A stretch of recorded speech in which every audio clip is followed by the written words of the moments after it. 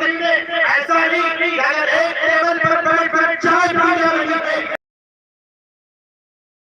اور چائے ختم ہونے کے بعد دوسرے سے محبت ہوتی ہے تو سارے محبت کے نغمے ختم ہو گئے.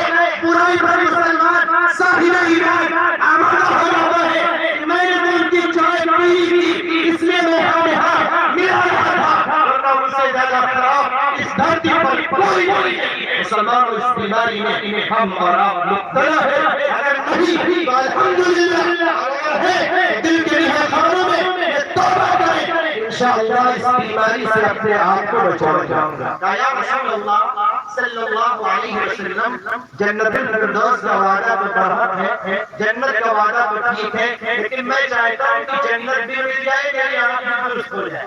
کتنے سچے لوگ تھے صحابہ کتنے پیارے تھے کتنے دل کے ساتھ پاک تھے. ایک صحابی آئے نبی کے سامنے کہا یا رسول اللہ صلی اللہ علیہ وسلم ہم نے اپنی بیوی کو طلاق دے دیا اور طلاق دینے کے بعد رات میں جب ہم لیٹے وہ الگ چارپائی پر لیٹی تھی ہم الگ چارپائی پر لیٹے تھے. 14ویں رات تک چاند چمک رہا تھا. اس چاند کی روشنی میں ہم نے اپنی بیوی کے پایوں کو دیکھا بازیب کو دیکھا بازیب کو جب دیکھا اور دل کے اندر نفسانی خواہشات کا سجدہ مارا اور میں نے اپنی بیوی سے صحبت کر لی. یا رسول اللہ صلی اللہ علیہ وسلم ہم نے کیا مسئلہ بنے گا. آقا مسکرائے میرے صحابہ کوئی بات نہیں ایک مرتبہ تو نے طلاق دی تھی رات کی صحبت سے تو نے رجوع کر لیا ہے. اب تیری بیوی ہے وہ تجھ پر حلال ہے اب وہ تجھ پر حرام نہیں رہی. تیرا مسئلہ صاف ہو گیا.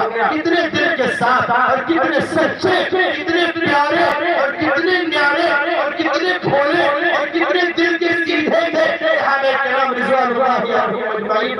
یا رسول اللہ آپ بھی درست ہو جائے اور جنت میں بھی میں چلا جاؤں. دراصل بات یہ ہے کہ میری بیوی ذرا خوبصورت ہے.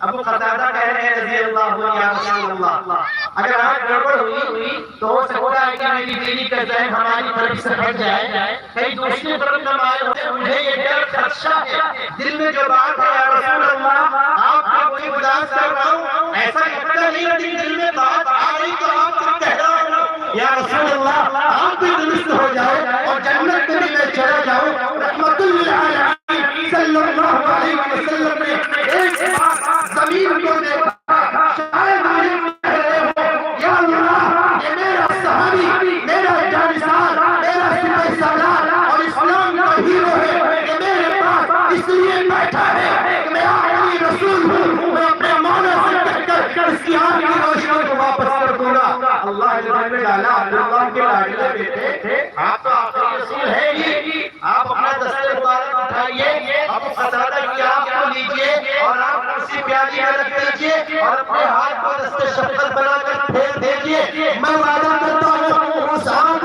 میں سب سے زیادہ روشنی پیدا کر دوں گا.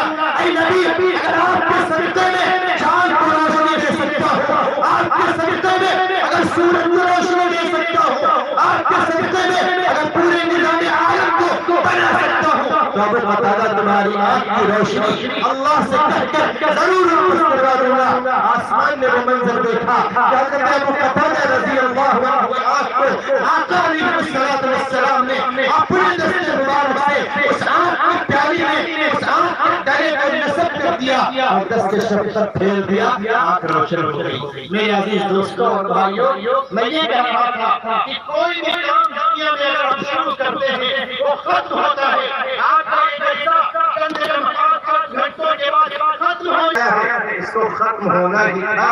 آپ نبوت ختم ہو گیا. اب کوئی اگر آپ حاصل کرنا چاہ رہا ہے بڑا صاحب نبوت کا دعویٰ کر رہے ہو نبی ہے تو مرزا غلام احمد قادیانی کسی نے کہا کہ آقا علیہ السلام نے اپنے قتادہ رضی اللہ عنہ کی آنکھ نکل گئی تھی باہر اسے آنکھ کے پیالی میں نصب کر کے آنکھ کی روشنی اللہ سے کہہ کے واپس لے لی تھی. ایک نابینا لے کر آئے تو ایک آنکھ سے گڑبڑ تھا ایک آنکھ سے ٹھیک تھا اس کو ٹھیک کر دو. مرزا غلام احمد قادیانی نے اس پر ہاتھ پھیرا تو جس آنکھ سے دکھ رہا تھا وہ بھی نابینا وہ آنکھ اس کی مطلب نہیں جاتی رہی. میرے عزیز دوستوں اور بھائیوں میں کہا محمد ابا احد من رجالکم ولکن رسول اللہ وکان اللہ بکل شیء